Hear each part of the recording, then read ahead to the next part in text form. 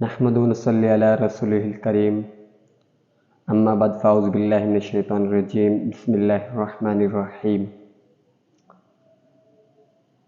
ہم نے کلمہ پڑھا بھائی، لا الہ الا اللہ محمد رسول اللہ صلی اللہ علیہ وآلہ وسلم۔ کلمہ کے معنی ہے کہ اللہ کے علاوہ کوئی بھی عبادت کے لائق نہیں، محمد رسول اللہ صلی اللہ علیہ وسلم اللہ کے رسول ہیں۔ جب ہم نے کلمہ پڑھا اللہ کے علاوہ کوئی بھی عبادت کے لائق نہیں، تو ہم کیوں اپنا سر غیروں کے سامنے جھکائیں اور کیوں ہاتھ غیروں کے سامنے باندھیں؟ ہمیں تو توحید پہ چلنا ہے۔ جب ہم نے کلمہ پڑھا تو کلمہ پڑھنے کے بعد ہم ہو گئے مسلم، اور ہم پہ دین کے جو بھی احکام ہیں وہ ہم پہ لاگو ہو گئے اور ہم ان کو نبھائیں گے۔ جو غیر مسلمان ہیں اگر انہوں نے کلمہ نہیں پڑھا تو وہ نہیں نبھا سکتے، تو وہ دنیا میں فیل اور آخرت میں بھی فیل ہو جائیں گے۔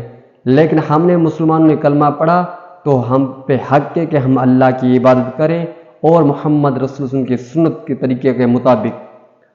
اور آج کے جو مسلمان ہیں جیسا کہ بولتے کہ بھائی ہم نے کلمہ پڑھ لیا، لیکن کلمہ تو پڑھا، لیکن کلمہ پڑھنے کے بعد اس کی زندگی، عملی طور جو زندگی ہے وہ مسلم والا نہیں ہے، کیونکہ جیسا کہ سود، ویج، بے نمازی، بے پردگی، وہ ایسی زندگی گزار رہے ہیں۔ جب ہم نے کلمہ پڑھا تو ہم پہ اسلام کے سارے احکام جو لاگو ہو گئے، جیسے کہ نماز، روزہ، زکوٰۃ، حج، عمرہ، غریب کا خیال کرنا، پڑوسی کا خیال کرنا، یہ ہم پہ سارے آ گئے۔ لیکن جو نمبر 1 پہ جو احکام ہے شریعت کا، دین کا، وہ یہ ہے کہ ہم اللہ کو ایک کر کے مانیں، اللہ کے ساتھ کسی اور کو پارٹنر، جوڑ، شریک نہ بنیں، کیونکہ جب ہم اللہ کو ایک کر کے مانیں گے، توحید پر بنیں گے، تو ہم ہو سکتا ہے کہ ہم آخرت میں بالکل اللہ ہم پہ گناہوں کے رحم فرمائے، آخرت میں ہم کامیاب ہو جائیں گے۔ اگر ہم نے مثال کے طور پر شرک کیا، اور جیسا کہ شرک بھی کیا اور نماز پڑھا، حج عمرہ کیا، تو اگر ہم توحید پر نہیں بنے، شرک کرتے رہیں، نمازی بھی ہوئیں، روزہ رکھیں، پھر یہ عمل ہمیں کامیاب نہیں ہوگا آخرت میں، تو ہمارا ٹھکانہ دوزخ ہی بنے گا، کیونکہ اللہ نے قرآن میں فرمایا کہ جو شرک کرتا ہے ان کا ٹھکانہ دوزخ ہے، وہ جنت میں کبھی بھی نہیں جا سکتا ہے۔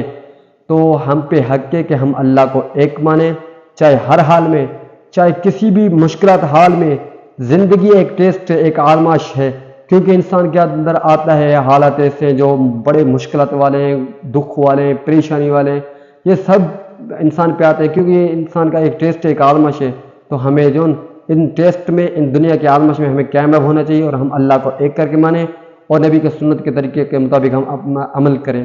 یہی میرا پیغام ہے آپ دوستوں کے لیے۔ اللہ آپ کو ان کی دین کی توفیق عطا فرمائے سمجھنے کی۔